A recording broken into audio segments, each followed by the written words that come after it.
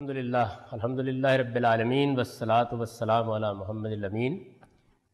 میں نے 6 چیزوں کا ذکر کیا تھا، ان میں سے 4 پر ہم گفتگو کر چکے ہیں۔ 2 چیزیں اب زیر بحث لانی ہیں، ان میں سے پہلے ہی میں عرض کر دوں، ایک چیز قسم سے استدلال کا طریقہ، یہ بھی کم و بیش ختم ہو چکا، اور موجودہ زمانے میں یہ طریقہ اب کہیں کہیں بعض ادبی اسالیب میں اختیار کر لیا جاتا ہے، لیکن عربی زبان بھی اس سے مانوس نہیں رہی، اور بہت تھوڑے عرصے کے بعد ہی یہ اجنبیت پیدا ہو گئی تھی۔ یہی کم و بیش معاملہ الف لام کا ہے۔ الف لام وہی ہے جسے انگریزی میں آپ دی کہتے ہیں، یعنی عربی زبان میں اس کو الف لام کہتے ہیں۔ تو الف لام کس کس پہلو سے استعمال ہو جاتا ہے؟ اس میں بڑی نازک چیزیں بعض ہیں جو اگر ملحوظ نہ رکھی جائیں تو بات کچھ سے کچھ ہو جاتی ہے۔ تو مجھے اب ان 2 چیزوں پر گفتگو کرنی ہے۔ اس سے پہلے کہ میں سے شروع کروں، ایک سوال شہزاد سلیم صاحب نے کر دیا تضمین کے بارے میں نے یہ گزارش کی تھی کہ میں اس وقت زبان کے فرق بیان کر رہا ہوں، ادب کے اسالیب بیان نہیں کر رہا۔ یہ بات کہ کسی بات کو آپ بیان کر رہے ہیں اور اس کے بیچ میں آپ نے اپنی بات ملا کے بیان کرنا شروع کر دی، یہ اسالیب ادب میں سے ہے۔ اسی طریقے سے جو طاہر اطہر صاحب نے سوال کیا تھا، وہ بھی اسالیب ادب میں سے ہے، لیکن اپنی بات دوسرے کی بات میں ملانا یہ ایک چیز ہے۔ ادب اور شاعری میں وہاں یہ کیا جاتا ہے کہ ایک شعر بین ہی لے لیا جاتا ہے اور اس کے اوپر کچھ مصرے لگا دیے جاتے ہیں، تو ان کو الگ الگ رکھنا چاہیے۔ یعنی یہ ادب کی اصطلاحات ہے۔ تضمین زبان میں کس معنی میں استعمال ہوتی ہے، زبان کے فرق کے لحاظ سے اس وقت میرا موضوع وہ تھا۔ تضمین اس کے علاوہ بھی اصطلاحاً بعض اور مفاہیم کے لیے استعمال ہوتی ہے، لیکن اس کا تعلق زبان کی بحث سے نہیں ہے۔ تو سب سے پہلے قسم سے استدلال کا طریقہ۔ قرآن مجید کے عام سادہ ترجمے آپ نے پڑھے ہوں گے، تو ان میں بعض صورتوں کے شروع میں آپ دیکھتے ہیں کہ فلاں کی قسم، فلاں کی قسم، فلاں کی قسم۔ ہم لوگ اب اسی سے مانوس ہیں کہ اگر کوئی نہایت ہی غلط بات کرنی ہو اور دوسرے کو یقین دلانا ہو کہ ٹھیک ہے تو قسم کھا لیں گے۔ یعنی قسم ہمارے ہاں اب اصل میں اپنی بات کو مؤکد کر کے بیان کرنے کے لیے استعمال ہوتا ہے۔ یہ تو خیر ازرائے تفنن طبع تھا، یعنی آدمی بہت سے موقعوں کے اوپر اللہ کی قسم کھاتا ہے، قرآن کی قسم کھا لیتے ہیں لوگ، اسی طریقے سے کعبے کی قسم کھا لی، ماں کی قسم کھا لی، اور بہت سی چیزیں جو ہیں۔ لیکن ہمارے ہاں یہ اسلوب نہیں ہے کہ ہم قسم کہہ کر اصل میں دلیل دے رہے ہوتے ہیں، یعنی یہ طریقہ اب ہمارے ہاں رائج نہیں ہے۔ ادب میں اس کی مثالیں اب بھی مل جاتی ہیں، لیکن بہت شاذ، اور وہ اس طرح کی نہیں ہے جیسے کہ قدیم عربی لٹریچر میں رہی ہیں۔ اگر آپ میں سے کسی کو ذوق ہو تو امام حمید الدین فراہی کا اس موضوع پر ایک نہایت نفیس رسالہ ہے، اقسام القرآن کے نام سے، قرآن کی قسمیں، اور وہ پہلے آدمی ہیں کہ جنہوں نے اس اسلوب کو بہت اچھی طرح سمجھا اور نہایت عمدہ دلائل کے ساتھ بیان کر دیا۔ یہ رسالہ اسی زمانے میں سید رشید رضا نے مصر سے چھاپ دیا تھا اور اس پر بہت ہی غیر معمولی تقریض لکھی۔ یہ ایسا رسالہ تھا کہ جس نے قسم کے بارے میں سوچنے کا انداز بدلا ہے اس صدی میں۔ چنانچہ بعد میں پھر جتنے مفسرین بھی ہوئے، ان کو خواہی نہ خواہی اس نقطہ نظر کو اپنانا پڑا، اس لیے کہ اس اسلوب کو انہوں نے اتنا زیادہ واضح کر دیا تھا اور اس کے ایسے عمدہ دلائل دے دیے تھے کہ اس میں دوسری رائے کی گنجائش باقی نہ رہی۔ تو قرآن میں کئی جگہوں پر یہ آپ کو ملے گا کہ فلاں چیز کی قسم، فلاں چیز کی قسم، فلاں چیز کی قسم۔ تو ہم قسم کے اس پہلو سے واقف نہیں ہیں، یا ہمارے ہاں یہ ہمارے ذہنوں کی شعوری سطح پر موجود نہیں ہوتا کہ اس سے اصل میں استدلال کرنا مقصود ہے۔ تو اب جب آدمی قسم پڑھتا ہے تو وہ خیال کرتا ہے کہ اللہ تعالیٰ اپنی بات کو دوسرے سے منوانے کے لیے مؤکد کر کے تاکید کے ساتھ پیش کر رہے ہیں، اور اس میں کہہ رہے ہیں کہ قسم۔ اچھا، اب اس میں ایک بڑی مصیبت یہ لوگوں کو سامنے آتی ہے کہ اللہ تعالیٰ بزرگ و برتر، آسمان و زمین کے خالق مالک، ہم ان کی قسم کھاتے ہیں اور وہ انجیر کی قسم کھا رہے ہیں، زیتون کے تیل کی قسم کھا رہے ہیں۔ یعنی عام آدمی یہ صورتحال دیکھتا ہے اس کے اندر، تو وہ خیال کرتا ہے کہ یہ کیا چیز ہے۔ چنانچہ اس کے اوپر جب لوگ اس اسلوب کو پوری طرح اپریشیٹ نہیں کر سکے تو بہت داد تحقیق کی بہت لوگوں نے، بھئی انجیر کے کیا فوائد ہیں، زیتون کے کیا فوائد ہیں، ایک دنیا اس میں پیدا ہوگی۔ یہ جو قسم کا اسلوب ہے اس میں بڑا غیر معمولی ایجاز ہوتا ہے، یعنی آپ نے ایک دلیل دینی تھی، اس دلیل کو بیان کرنے کے لیے 50-100 جملے چاہیے تھے، ایک پوری بات چاہیے تھی بیان کرنے کے لیے، تو آپ نے کیا کیا، اس کے اندر سے ایک لفظ پکڑا اور اس لفظ کو آپ نے یہ کہے کہ اس کی قسم ہے بیان کر دیا۔ اب چونکہ ہمارے ہاں یہ اسلوب نہیں ہے تو ہم نے پھر یہ کیا ہے کہ ہم ایسے موقعوں پر قسم کے لفظ سے اس کا ترجمہ نہیں کرتے، ہم اس کا ترجمہ اس طرح کر دیتے ہیں کہ 3 گواہی دیتا ہے، زیتون گواہی دیتا ہے، اس لیے کہ اصل میں وہاں مقصود یہی ہوتا ہے۔ تو اس کو امام حبیب الدین فرائی نے بھی اس طرح بیان کیا کہ یہ قدیم جو زبانیں ہیں، یعنی عبرانی میں بھی اور قدیم عربی میں بھی قسم استدلال کے لیے، شہادت کے لیے آ جاتی ہے، شہادت گواہی پیش کرنا۔ اصل میں اگر آپ غور کریں تو جب ہم اللہ کی قسم کھا رہے ہوتے ہیں وہاں بھی یہی کہہ رہے ہوتے ہیں، یعنی جب ہم کہتے ہیں نا کہ اللہ کی قسم، تو ہم کہہ رہے ہوتے ہیں کہ اللہ گواہ ہے، یعنی اس بات پر اللہ تعالیٰ گواہی دیتا ہے، ہم اس کو پیش کرتے ہیں گواہی کے طور پر۔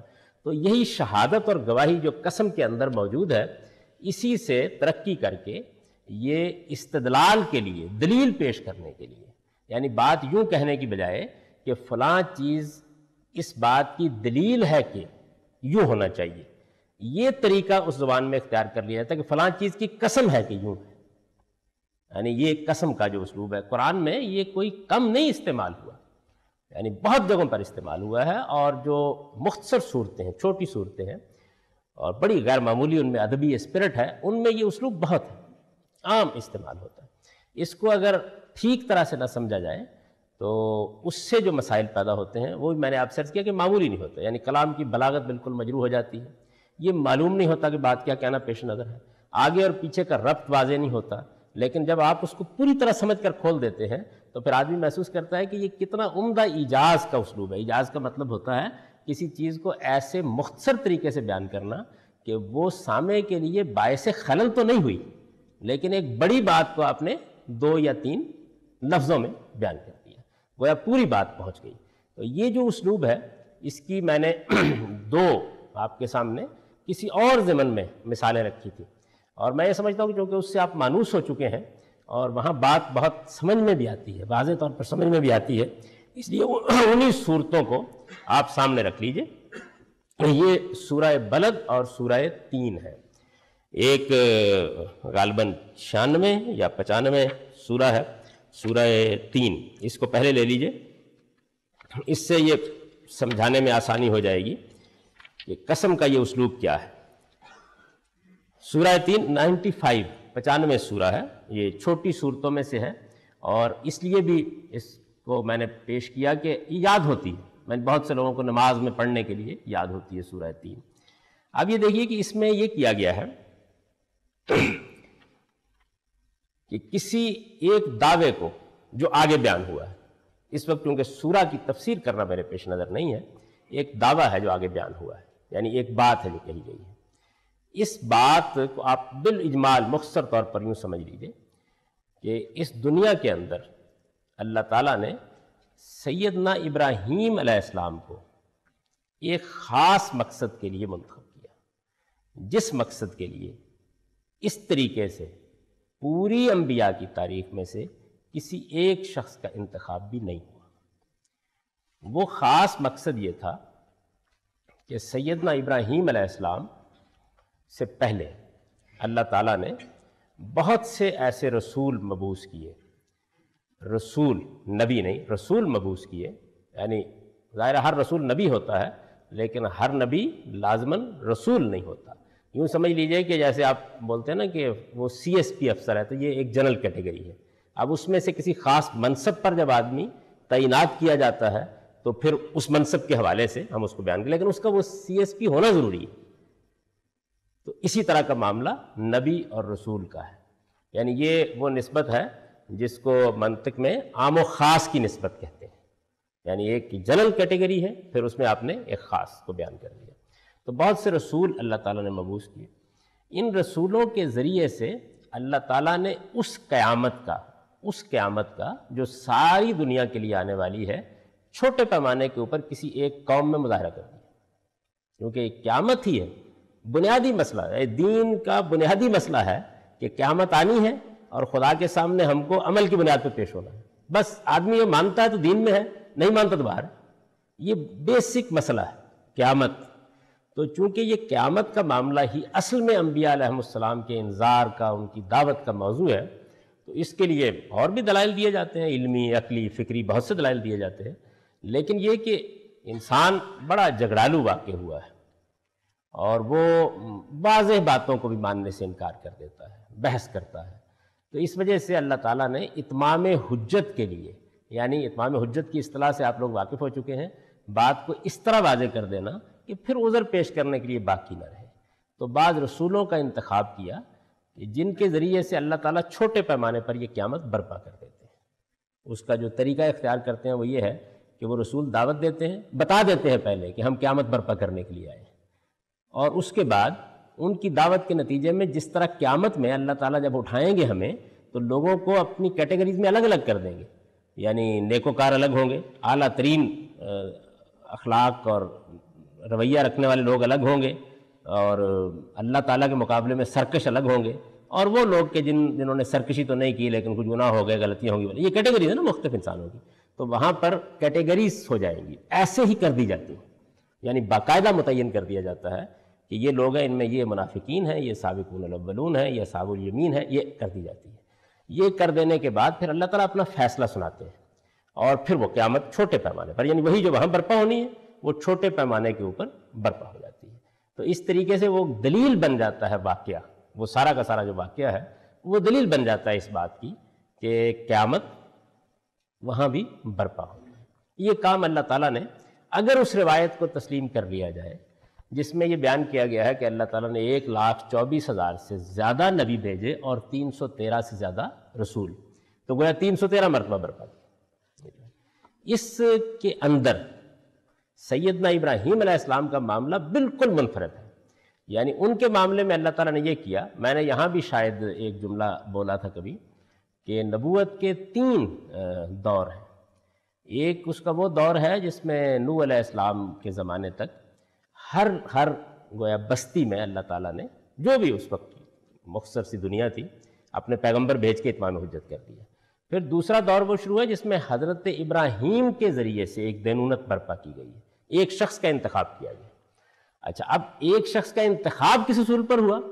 دنیا میں اللہ تعالیٰ بہت سی چیزیں دیتا ہے انسانوں کو، اور وہ آزمائش کے اصول پر دیتا ہے، یعنی ہو سکتا ہے ایک آدمی کو بہت دولت مل جائے، بہت مال مل جائے، ایک آدمی کے پاس بہت حسن و جمال ہو، ایک شخص کے پاس بڑی غیر معمولی ادب کی شعر ذوق صلاحیت ہو، لیکن یہ ضروری نہیں ہے کہ یہ کسی میرٹ پر، بس اللہ تعالیٰ دے دیتے ہیں۔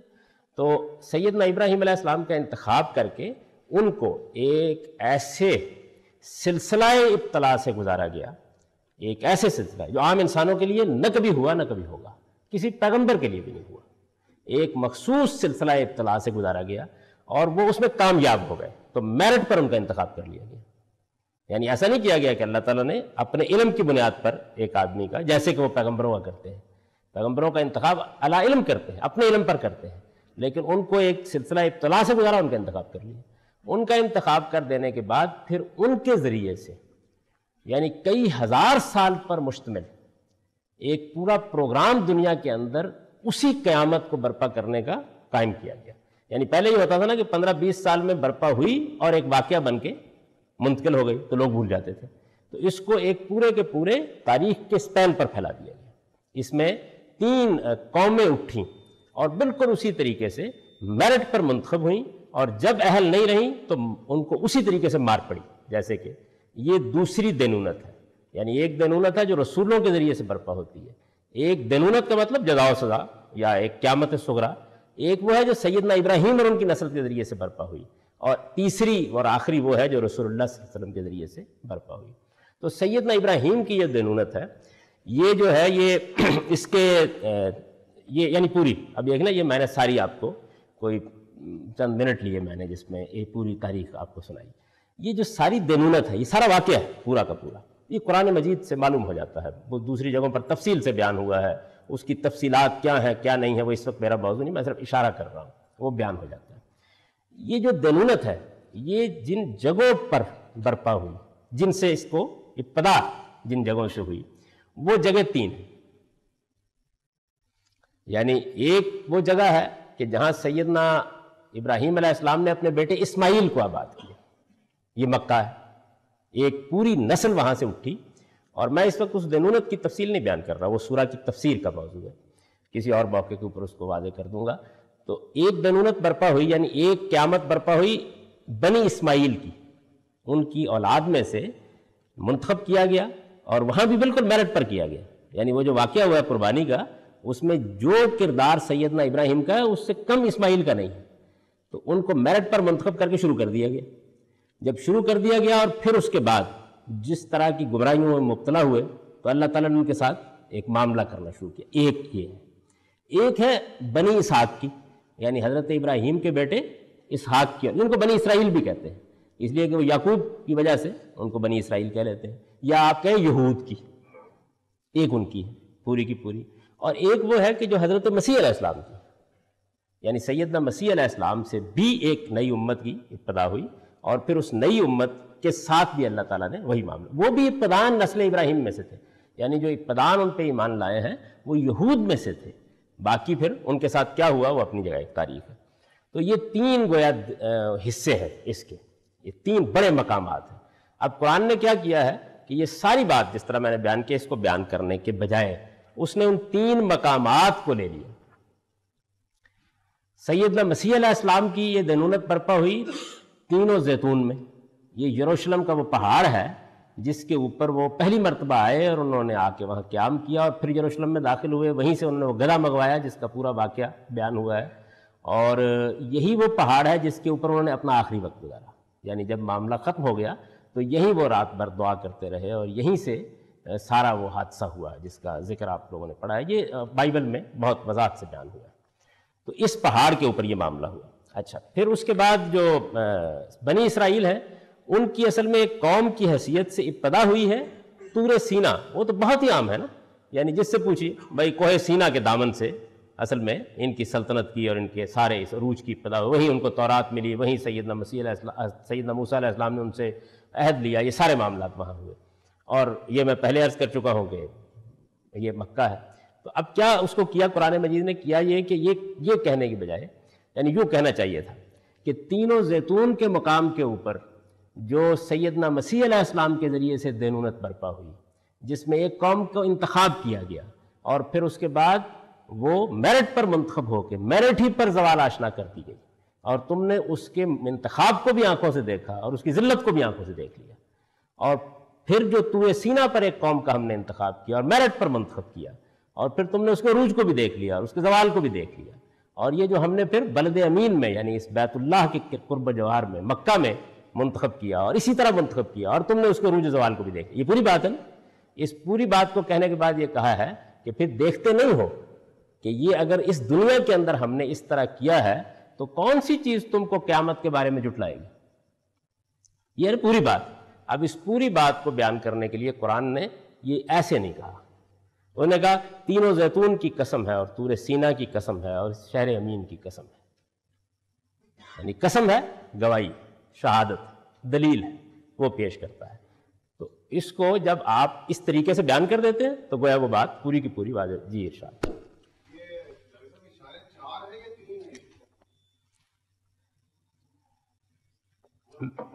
جی 3 ہے میرے نزدیک، آیت سے قرآن نے اس کو واضح کر دیا، اگر آپ نکال کے دیکھیں تو 4 نہیں۔ تو خیر میرا نقطہ مطلب میں اس وقت تفسیر تو چونکہ پڑھا نہیں رہا، تو اس لیے میں صرف بتا رہا ہوں آپ کو قسم کا اسلوب کیا ہے۔ تو قسم کا اسلوب یہ ہے، یعنی اس میں کیا کیا جاتا ہے، ایک پوری کی پوری جو داستان ہے، اس پوری داستان کو آپ اس کا ایک سمبل لیتے ہیں اور اس میں بیان کرتے ہیں۔ ایک علامت لی نا، تو ان تینوں زیتون وہ ایک الگ بحث ہے، 3 کو کوئی الگ لے لے یا زیتون کو، تب بھی وہی بات صورتحال رہے گی، پھر اسے بتانا پڑے گا کہ چوتھی کون سی صورت ہے۔ تو میں نے اپنا نقطہ نظر بیان کر دیا کہ 3 اور زیتون گواہی دیتے ہیں، طور سینا گواہی دیتا ہے۔ اب طور سینا گواہی دیتا ہے، یہ ایک لفظ کہنا یا طور سینا کی قسم ہے، یہ ایک لفظ کہنا اصل میں پوری داستان کو بیان کرتا ہے۔ ایک نام لے کے، ایک لفظ بول کر، اس کے بارے میں یہ کہہ کے کہ وہ گواہی دیتا ہے، پاکستان کی تہذیب کیا ہے، اس کی ثقافت کیا ہے، پنجاب کے لوگ کیسے ہیں، بسنت کا تہوار گواہی دیتا ہے نا. ایک لفظ میں بات ادا ہوگی، ایک لفظ آپ نے بولا اور اصل میں ایک پوری داستان آپ نے اس میں بیان کر دی. تو اسی طریقے سے بعض موقعوں کے اوپر ایک اچھا خطیب اس کو بیان کر دیتا ہے، یعنی شہیدوں کا خون گواہی دیتا ہے کہ ہم نے بدر و احد میں کیا داستان رقم کی تھی. تو یہ اصل میں ایک لفظ ہے جس کے اندر آپ ایک پوری داستان سمیٹ دیتے ہیں. یہ اسلوب قرآن مجید میں جس طرح کہ میں نے عرض کیا بہت استعمال ہوا ہے، اور چونکہ بہت استعمال ہوا جیسے یہاں بھی میں نے آپ سے عرض کیا کہ ایک پوری کی پوری سورہ جو ہے. اب یہ ہے کہ اگر آدمی اس اسلوب کا طریقہ کیا ہے، اس میں سمبلز کیسے اختیار کیے جاتے ہیں اور ان کا باہمی تعلق کیا ہوتا ہے، اور پھر اس کے بعد جو آگے بات کہی جاتی ہے اس بات سے وہ کیسے مربوط ہوتے ہیں، اس کو صحیح طرح دریافت نہ کر سکے یا اس اسلوب سے واقف نہ ہو تو سورہ ختم ہو جاتی ہے. یعنی اس میں کوئی جان، کوئی زندگی، کوئی روح باقی نہیں رہتی، کیونکہ ایک خوبصورت ادبی اسلوب یعنی اپنے نتیجے کے طور پر بنتا ہے. تو زبان کا طریقہ یعنی زبان میں بات کرنے کا یہ طریقہ ہے، لیکن اس کا نتیجے کے طور پر ایک خوبصورت ادبی اسلوب میں وہ تبدیل ہو جاتا ہے. تو یہ قسم کا طریقہ قرآن مجید میں آپ کئی جگہوں کے اوپر دیکھیں گے. آپ نے دیکھا کہ میں نے اس کے علاوہ مثال پیش کی تھی سورہ بلد کی. جی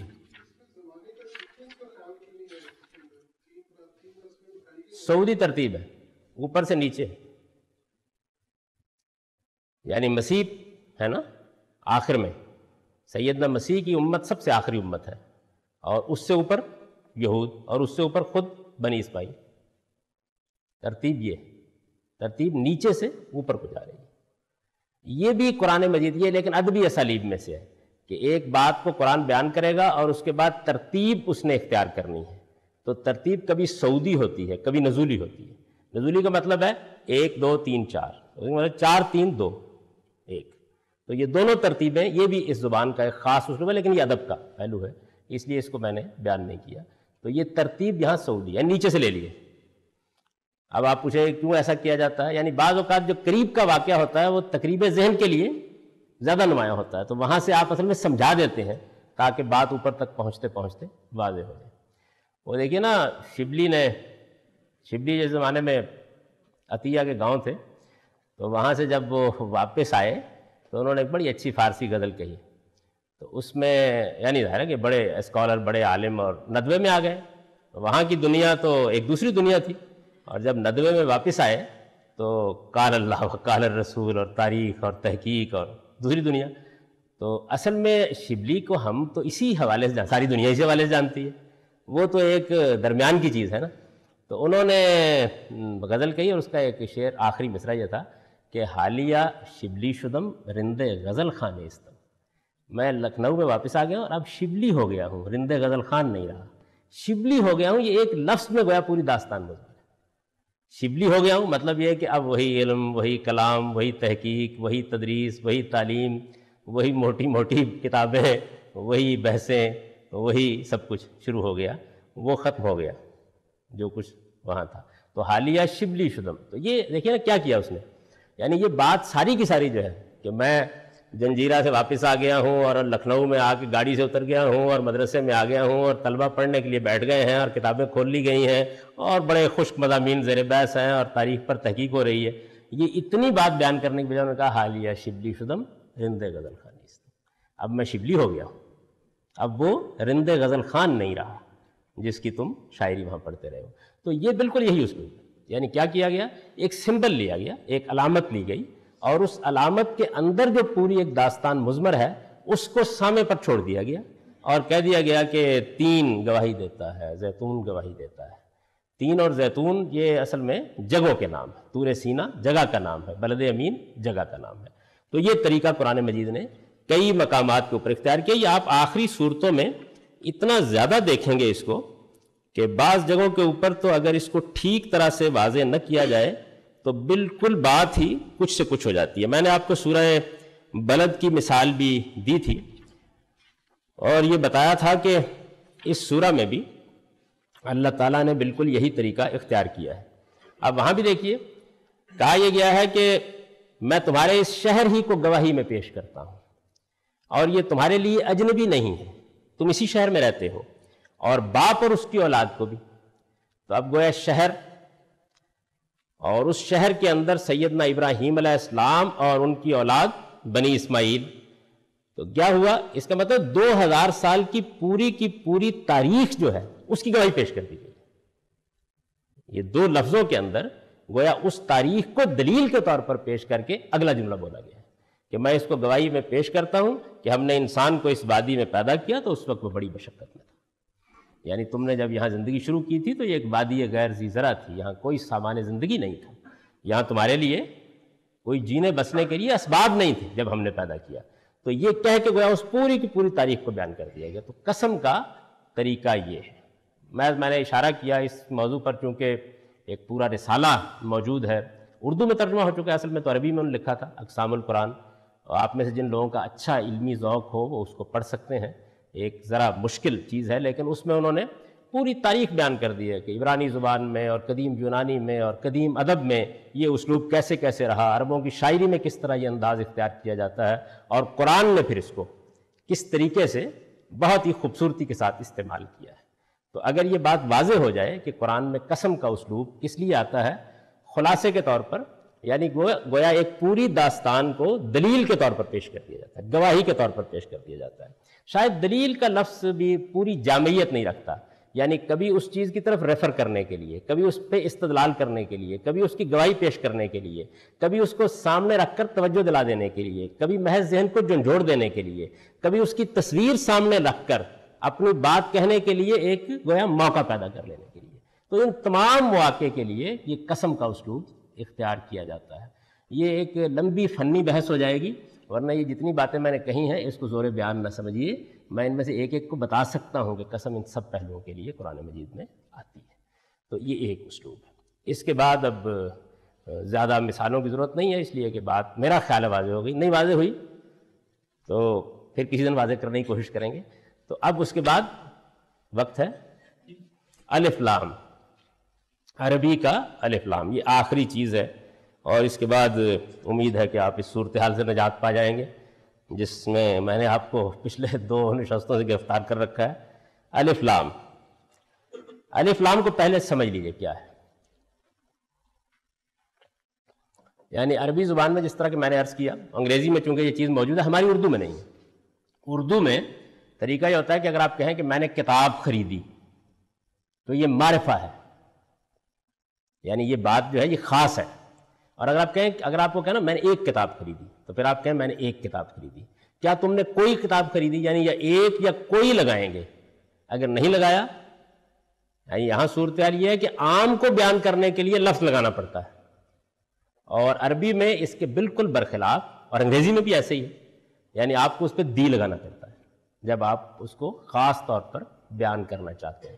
انگریزی زبان کا جو دی ہے، یہ اس کے اوپر بھی ایک بڑی موٹی پوری کتاب موجود ہے اگر آپ اس کو پڑھیں، اور عربی کے الف لام پر بھی اتنی موٹی کتاب لکھنی چاہیے، اس لیے کہ دونوں ایک ہی طرح کی چیز ہے کم و بیش، صرف کچھ پہلو ایسے ہیں کہ جن میں موجودہ زبان میں بھی فرق ہے۔ لیکن جو قرآن کی زبان ہے اس میں اس وقت مجھے الف لام پر کوئی لیکچر نہیں دینا، یہ خود ایک پوری دنیا ہے۔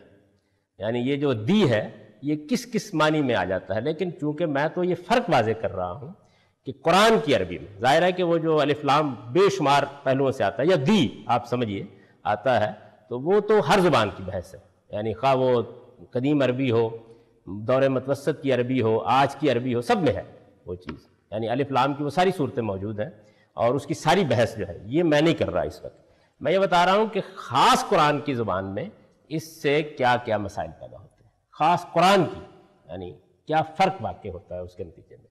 تو یہ جو عربی کا الف لام ہے، یعنی دی ہے عربی زبان کا، یہ جس طریقے سے آپ بولتے ہیں نا کہ انگریزی زبان میں آپ اگر اپنا مدعا بیان کرنا چاہیں، آئی باٹ اے پین، دی پین، ایسے ہی کہیں گے نا۔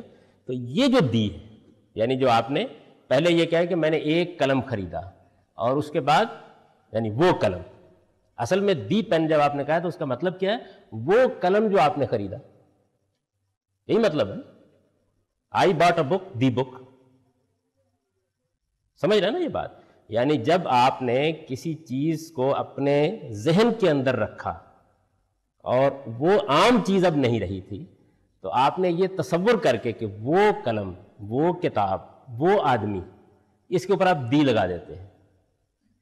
تو یہ جو چیز ہے اس کو ہم عربی زبان کے قواعد کی فنی اصطلاح میں کہتے ہیں عہد کا الف لام. یہ وہی عہد لکھا ویسے ہی جاتا ہے جیسے آپ عہد باندھ کے توڑتے ہیں، یہ وہی عہد ہے، لکھا ویسے ہی جاتا ہے، لیکن اصل میں یہ عربی کا عہد ہے. اور عربی میں اس کا مطلب ہوتا ہے کسی چیز کو ذہن کے اندر رکھ کر بول دینا، یعنی اس کی طرف اشارہ کرتے ہوئے بول دینا. ذہن میں آپ کے وہ موجود ہے. یعنی اب یہ کوئی ایک پین نہیں ہے، بلکہ یہ وہ پین ہے یا وہ قلم ہے جو آپ اصل میں بازار سے خرید کے لائیں.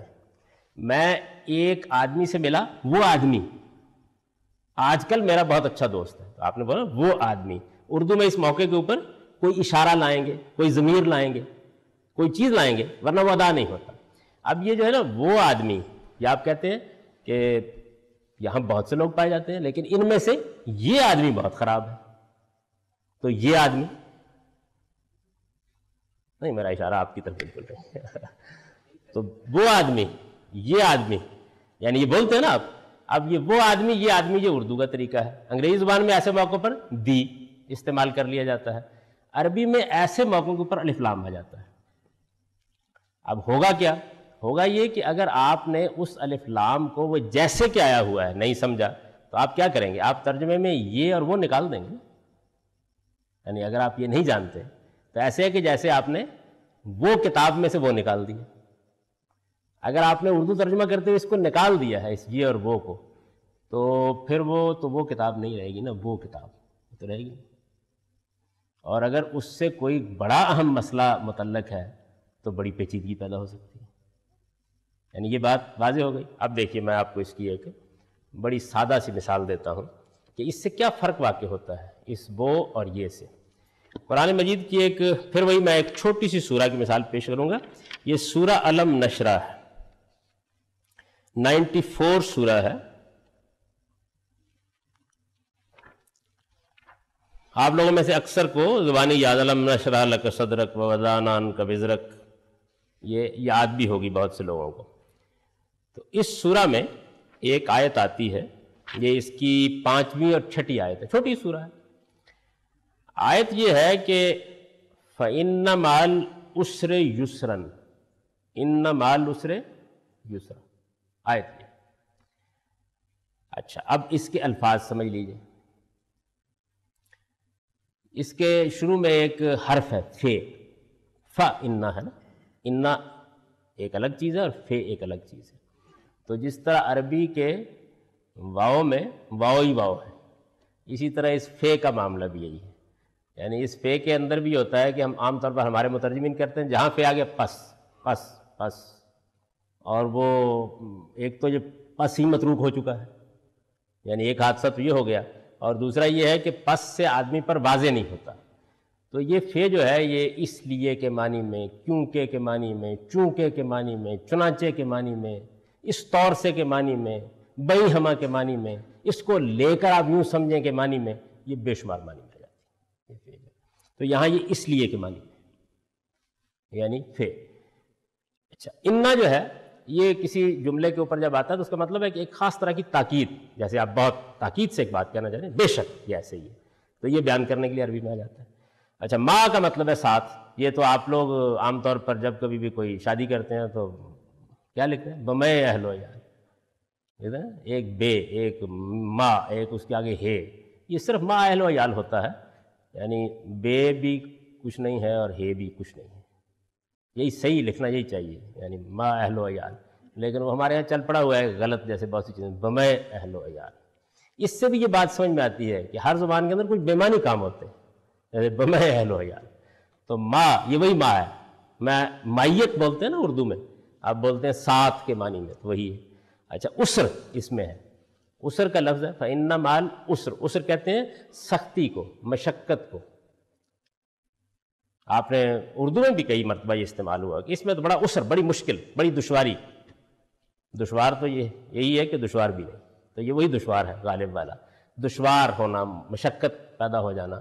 تو یہ اس معنی میں عسر. اور یسر اس کے بالکل برعکس آسانی. یسر آسانی. جیسے کئی مرتبہ آپ لوگوں نے سنا ہوگا، میں نے بھی یہ حدیث سنائی ہے کہ یسروا ولا تعسروا، لوگوں کے لیے آسانی پیدا کرو، ان کے لیے مشکلات پیدا نہ کیا کرو. حضور نے نصیحت کی خاص طور پر مولویوں کو. جب تک مشکل پیدا نہ کی جائے دین صحیح نہیں ہوتا. پیغمبر صلی اللہ علیہ وسلم کا مزاج اس میں بالکل مختلف ہے. تو یہ جناب الفاظ جو ہے وہ واضح ہو گئے. ایک لفظ ہے عسر سختی، اور ایک لفظ ہے یسر آسانی. اچھا، اس میں دیکھیے کہ جو یسر ہے اس کو تو اس پہ دی نہیں ہے، اور جو عسر ہے اس کے اوپر دی ہے، یعنی العسر ہے، اور دونوں جگہ وہ ہے. اور پھر دہرا دیا گیا ہے، یعنی وہی بات جو ہے صرف فے کو ہٹا کے پوری آیت کیا بنی ہے؟ فَإِنَّ مَعَ الْعُسْرِ يُسْرًا، إِنَّ مَعَ الْعُسْرِ يُسْرًا. اچھا، آپ سب زبان کی چیزوں کو فی الحال نظر انداز کر کے کہیے کہ یوں بات ہے کہ اس لیے کہ سختی کے ساتھ آسانی ہے، اس لیے کہ سختی کے ساتھ آسانی ہے. اچھا، اب یہ دیکھیے کہ اس کو کئی طریقوں سے بیان کیا جا سکتا ہے. پہلے تو یہ سمجھ لیجیے، ایک طریقہ یہ ہے کہ آپ اس کا ترجمہ یہ کریں کہ بے شک ہر سختی کے ساتھ آسانی ہے. تو اس کا مطلب ہوگا کہ ایک قاعدہ کلیہ اللہ تعالیٰ نے بیان کر دیا کہ جب سختی آئے گی ساتھ آسانی آ جائے گی. یعنی یہ واضح ہوگی نا، ایک قاعدہ کلیہ بیان کر دی.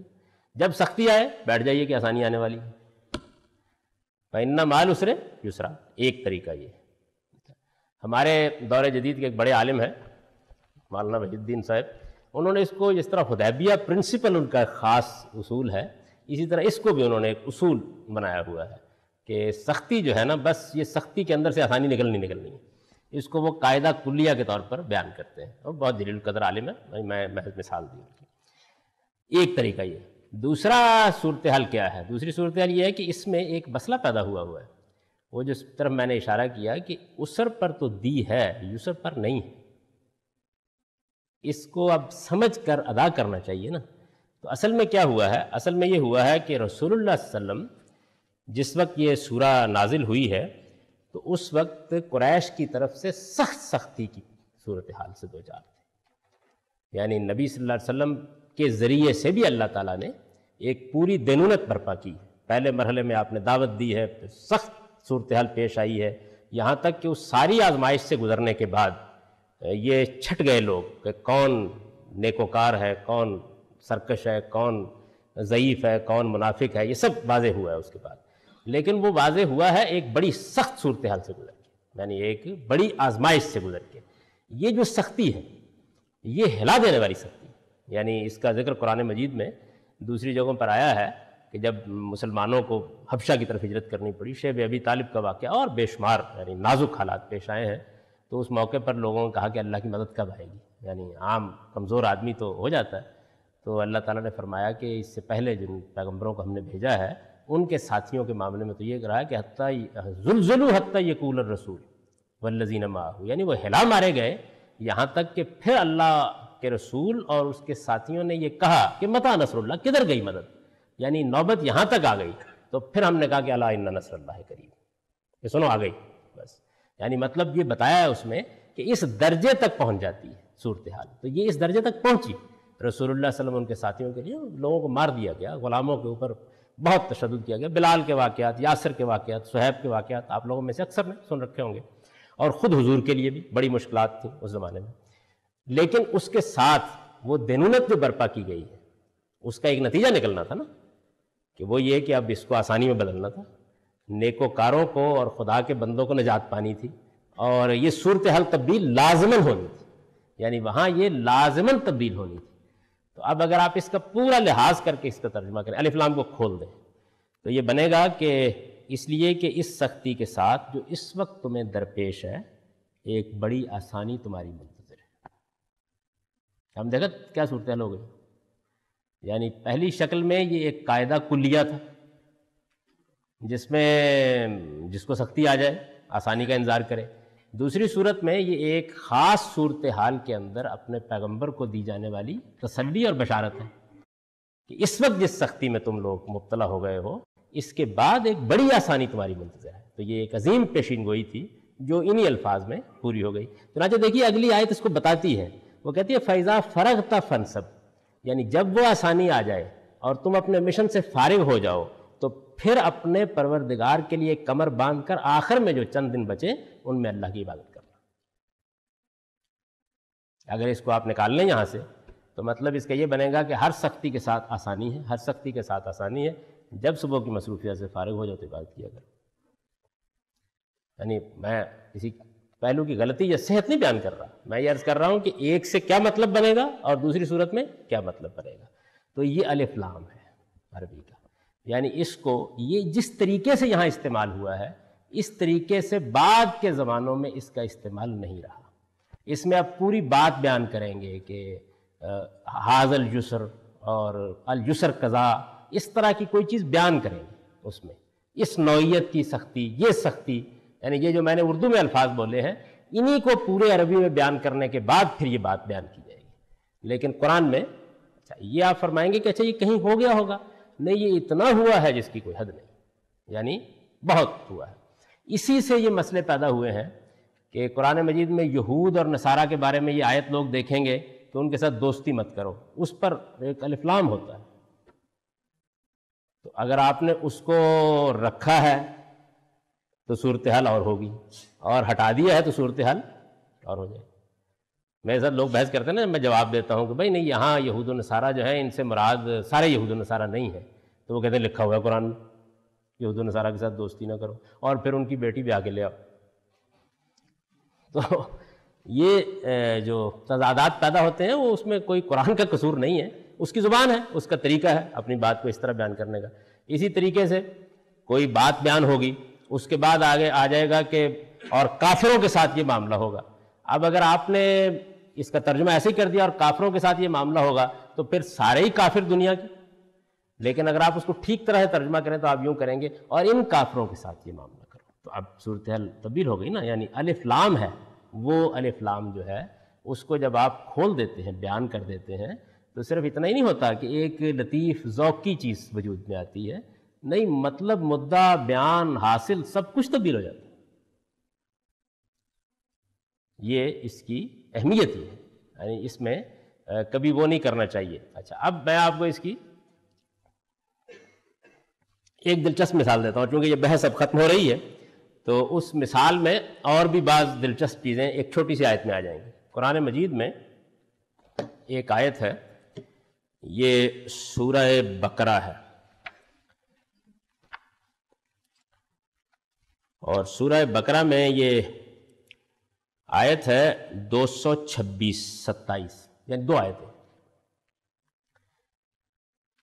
یہ 226-27 جو آیتیں ہیں، یہ اس میں دیکھیے آپ قرآن مجید کی، یعنی یہ جتنی میں نے آپ کو مثالیں دی ہیں نا، ان سب کی ایک جھلک دیکھیں گے اس میں کہ کیسا اسلوب ہے قرآن کا۔ اس میں ایلا کا مسئلہ بیان ہوا ہے۔ ایلا یہ ہے کہ عربوں کے ہاں بعض اوقات میاں صاحب یہ قسم کھا لیتے تھے کہ میں بیوی سے کوئی تعلق قائم نہیں کروں گا، اب وہ بیچاری کو نہ طلاق دی جا رہی ہے، اس طرح معلق کر کے اسے رکھا ہوا ہے، اس کو ایلا کہتے تھے۔ قرآن مجید نے اس ایلا کے معاملے میں ایک قانون یہاں بیان کیا ہے، یعنی یہ ایلا اصطلاح ہے، ایک ٹرم ہے ان کی، کہ بیوی سے زن و شو کا تعلق نہ رکھنے کی قسم کھا لینا، اس کا مطلب یہ ہے۔ تو یہ ان کے ہاں ایک طریقہ تھا بیوی کو تنگ کرنے کا۔ 5 منٹ ہی میں انشاءاللہ پورا ہو جائے گا، نہ ہو تو پھانسی چڑھا دیجیے گا۔ تو وہ جو الہ کا قانون جو ہے، یہ آیتیں 2 ہیں اور یہ الہ کا قانون بیان کر رہی ہیں۔ اب دیکھیے کیا ہوا ہے، یوں ہے کہ للذین یولون من نسائہم، وہ لوگ جو اپنی بیویوں سے الہ کر دیتے ہیں، تربص 4 اشہر، ان کو 4 مہینے کی اجازت ہے، مہلت ہے۔ فَإِنْ فَاؤُوا، اگر وہ اپنے اس بیہودہ معاملے سے رجوع کر لیں، فَإِنَّ اللَّهَ غَفُورٌ رَحِيمٌ، تو اللہ مغفرت کرنے والا، رحم فرمانے والا ہے۔ وَإِنْ عَزَمُوا الطَّلَاقَ، اور اگر وہ طلاق کا ہی ارادہ کر لیں، یعنی انہوں نے چھوڑنے کا ارادہ کر لیا، فَإِنَّ اللَّهَ سَمِيعٌ عَلِيمٌ، تو اللہ سننے والا ہے، جاننے والا ہے۔ اچھا، اب اس میں کیا ہوا ہے، اس میں ہوا یہ ہے کہ جو قرآن مجید کی یہ آیتیں ہیں، ان میں جو فَإِنَّ اللَّهَ غَفُورٌ رَحِيمٌ فَإِنَّ اللَّهَ سَمِيعٌ عَلِيمٌ، اس سے پہلے چھوٹے چھوٹے ٹکڑے حذف ہو گئے. یعنی اگر وہ رجوع کر لیں تو اگرچہ انہوں نے ایک نہایت بیہودہ حرکت کی تھی جس پر ان کی طبیعت درست ہونی چاہیے تھی، لیکن اللہ معاف کر دے گا اس لیے کہ وہ غفور رحیم. آپ نے دیکھا نا یہ داستان پوری کی پوری جو ہے، کیونکہ وہ فے کا مطلب ہے اس لیے، وہ فے جو ہے اس لیے ہے نا، تو اس لیے سے پہلے کس لیے، وہ سب جو ہے وہ ہے نہیں. یہ پوری بات جو ہے اس کو کھول دینا پڑے گا ورنہ یہ بات ادا ہی نہیں ہوگی.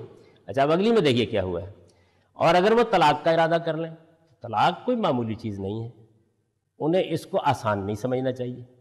ایک عہد باندھا تھا اس کو توڑ رہے ہیں.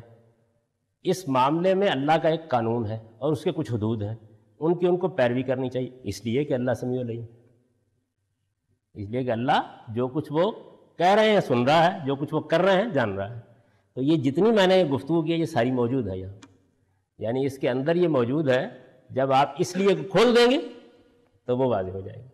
اچھا عام طور پر ہمارے ہاں چونکہ اس قرآن مجید کے اس خاص اجاز کے اسلوب سے لوگ واقف نہیں، تو بعض مستشرقین نے کہا قرآن کو جب آیت ختم کرنی ہوتی ہے تو اس میں اللہ تعالیٰ ہی کوئی صفت لے آتا ہے، سمیع علیم غفور. آپ نے دیکھا کہ کتنی اس میں معنویت ہے. یعنی پہلی بات کے بعد کہا ہے فَإِنَّ اللَّهَ غَفُورٌ رَحِيمٌ، دوسری کے بعد کہا ہے فَإِنَّ اللَّهَ سَمِيعٌ عَلِيمٌ. پہلی میں یہ بتانا ہے کہ تم نے جو حرکت کی ہے وہ اتنی خراب حرکت ہے، اتنی بری حرکت ہے کہ اس پر تمہاری طبیعت درست ہونی چاہیے تھی، لیکن معاف کر دیا گیا اس لیے کہ اللہ بندوں کے معاملے میں یہی رویہ اختیار کرتے ہیں. اور دوسری میں کیا کیا گیا ہے کہ وہ سننے والے اور جاننے والے ہیں. اچھا اب یہ کہتے ہیں کہ 5 منٹ باقی، اور یہ بحث جو ہے جی ہاں بحث جو ہے یہ بالکل ختم ہو رہی ہے. میں اس کے ساتھ وہ آیت اس کو اس لیے بیان کرنا چاہتا کہ آپ دونوں مسئلوں کو لے لیں. جو مجھے مثال دینی ہے وہ دوسری جگہ ہے، وہ ہے مجادلہ میں، اور میرا خیال ہے کہ شہزاد صاحب اتفاق کریں گے، غالباً 59 ہے. میں اس آیت کو بیان کر چکا ہوں آپ کے سامنے، وہ زہار یاد ہوگا، اس کو میں بیان کر چکا ہوں. اس میں اب کیا کیا ہے، یعنی یہ میں نے دونوں کو ملا دیا تاکہ اس سے آپ وہ سمجھ لیں خاتمہ کلام کے طور پر کہ کیسے ایک پوری بات جو ہے ایک فے کے پیچھے موجود ہوتی ہے. اچھا یہاں کیا کیا ہے، یہاں یہ کیا ہے کہ اللہ تعالیٰ نے وہ سارا قانون بیان کر دیا. یعنی یہ کہ جو لوگ زہار کرتے ہیں ان کی بیویاں ان کی مائیں نہیں بن جاتی ہیں، ان کو اس کے بعد 2 مہینے کے روزے رکھنے ہوں گے، رجوع اگر وہ کرنا چاہتے ہیں تاکہ ان کی طبیعت درست ہو. یہ سب کرنے کے بعد کہا ہے وَتِلْكَ حُدُودُ اللَّهِ، اور یہ اللہ کے قائم کردہ حدود ہیں. وَلِلْكَافِرِينَ عَذَابٌ أَلِيمٌ، اور کافروں کے لیے دردناک عذاب ہے. یعنی یہ کیا بات ہے بھئی، ایک آدمی نے زہار کیا، مسلمان ہے، اس نے زہار کیا، آپ نے بتا دیا کہ یہ بڑی نامعقول حرکت ہے، اور اس نامعقول حرکت کے بعد اس کو آپ نے بتا دیا کفارہ ہے اس کا، اور کفارہ اس نے دے دیا تو بس ٹھیک ہے معاف ہو گیا. تو یہ کیا بات ہے، یعنی اوپر پوری بات ہے، اس کے بعد ہے وَتِلْكَ حُدُودُ اللَّهِ، اور یہ اللہ کے حدود ہیں. وَلِلْكَافِرِينَ عَذَابٌ أَلِيمٌ، اور کافروں کے لیے دردناک عذاب ہے. تو اب اس میں وہ الف لام وہی ہے للکافرین، کھولیے اس کو. یہ اللہ کی باندھی ہوئی حدیں ہیں. جو لوگ اللہ کی باندھی ہوئی حدوں سے بے پرواہ ہو کر زندگی بسر کرتے ہیں وہ حقیقت میں خدا کا انکار کرنے والے ہوتے ہیں، اور اس طرح کا انکار کرنے والوں کے لیے دردناک عذاب. یہ اس طرح کا انکار کرنے، اس طرح کے کافروں کے لیے، تو گویا ایک پوری کی پوری بات ہے جس کو آپ اس الف لام کے اندر سے نکالیں، اس کے پیٹ میں چھپی ہوئی. جیسے ہی آپ اس کو نکالتے ہیں تو ایک مربوط کلام وجود میں آ جاتا ہے. ورنہ یہ ہے کہ نہ رب سمجھ میں آئے گا، نہ یہ پتہ چلے گا کہ کافر کون ہے اور مسلمان کون ہے. تو اب کئی مقامات ہیں قرآن مجید کے جس میں یہ کافرین آ جاتا ہے. تو جب ہم اس الف لام کا لحاظ کرتے ہیں، ترجمہ کرتے ہیں اس طرح کے کافر، اس نوعیت کے کافر، اس طرح کا انکار کرنے والے، ایسے منکر، تو اس کے نتیجے میں بات کچھ سے کچھ ہو جاتی ہے. تو جناب یہ عربی زبان جو عربی قرآن کی عربی ہے اس کے کچھ اسالیب جو زبان کے اسالیب ہیں ان کا میں نے آپ کے سامنے تعارف کرایا، یہ بتانے کے لیے کہ قرآن کی زبان ایک خاص زبان ہے. یہ زبان اس زمانے کی عام زبان تھی، اور یہ اب موجودہ عربی کے مقابلے میں ایک خاص زبان ہو چکی ہے. اس زبان کو جاننے سیکھنے میں چربی اس عربی کے لیے گلانی پڑتی ہے، اور پھر کہیں یہ آتی ہے، لیکن اس میں اور موجودہ زبان میں بہت فرق ہے. تو اب انشاءاللہ آگے پڑھیں گے، یعنی آپ لوگوں کو خوشخبری دے رہا ہوں میں کہ اب اگلا حصہ پڑھیں گے۔